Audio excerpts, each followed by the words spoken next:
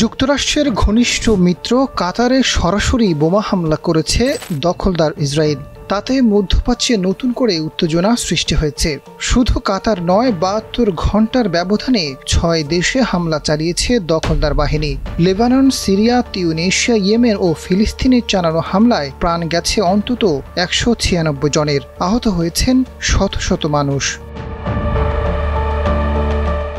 কোনো ধরনের আন্তর্জাতিক আইনকে তোয়াক্কা না করেই একের পর এক বিভিন্ন দেশে হামলা চালাচ্ছে ইসরায়েল। গেল কয়েক মাসে ইরানের বিরুদ্ধে যুদ্ধ, সিরিয়ার ভূমি দখল, লেবাননের হিজবুল্লাহ নেতাদের হত্যা এবং গাজায় নৃশংসতা কোনোভাবেই থামাচ্ছে না ইসরায়েল। সর্বশেষ মঙ্গলবার কাতারের রাজধানী দোহায় হামাস নেতাদের একটি বৈঠকে বিমান হামলা চালায় ইসরায়েল।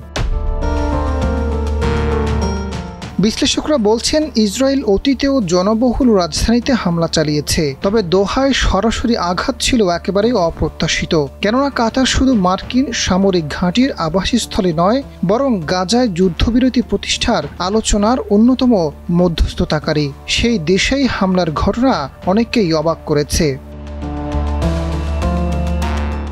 জানা যায়, মঙ্গলবার দোহায় হামাস নেতারা গাজা যুদ্ধবিরতির মার্কিন প্রস্তাব নিয়ে আলোচনা করছিলেন, কিন্তু ওই বৈঠকটি লক্ষ্য করে বিমান হামলা চালায় ইসরায়েল। এতে প্রাণ হারান অন্তত ৬ জন, যাদের মধ্যে ছিলেন হামাসের জ্যেষ্ঠ নেতা খলিল আল হাম্মার ছেলে, তার কার্যালয়ের পরিচালক, ৩ জন দেহরক্ষী এবং একজন কাতারি নিরাপত্তা রক্ষী। তবে শীর্ষ নেতারা বেঁচে গেছেন। এদিকে সোমবার থেকে শুরু হওয়া ইসরায়েলি হামলায় গাজায় অন্তত ১৫০ জন নিহত হয় এবং ৫৪০ জনের বেশি আহত হয়েছেন। ইসরায়েল বাহিনী গাজা সিটিতে উঁচু ভবন, অবকাঠামো ও ঘরবাড়ি ধ্বংস করছে, ফলে মানুষ আশ্রয়হীন হয়ে পড়ছেন। একই দিনে লেবাননের যুদ্ধবিরতি ভেঙে হামলা চালায় তারা। লেবাননের বেকা ও হারমেল জেলায় চালানো বিমান হামলায় অন্তত ৫ জন নিহত হন। সোমবার রাতে সিরিয়ায় হোমসে তীব্র হামলা চালায় ইসরায়েলি যুদ্ধবিমান।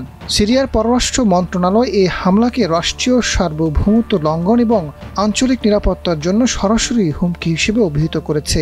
বাশার আল আসাদের পতনের পর থেকে সিরিয়ার সামরিক অবকাঠামো লক্ষ্য করে শত শত হামলা চালিয়েছে। শুধু চলতি বছরেই ১০০টি হামলায় অন্তত ৬১ জন নিহত হয়েছে।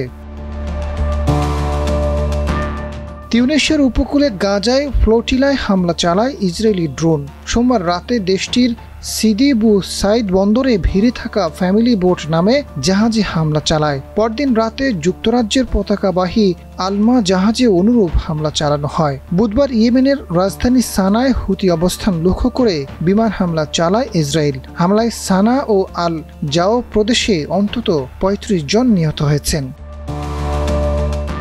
আজাদ ফারুক, ডেস্ক রিপোর্ট, সময়ের আলো।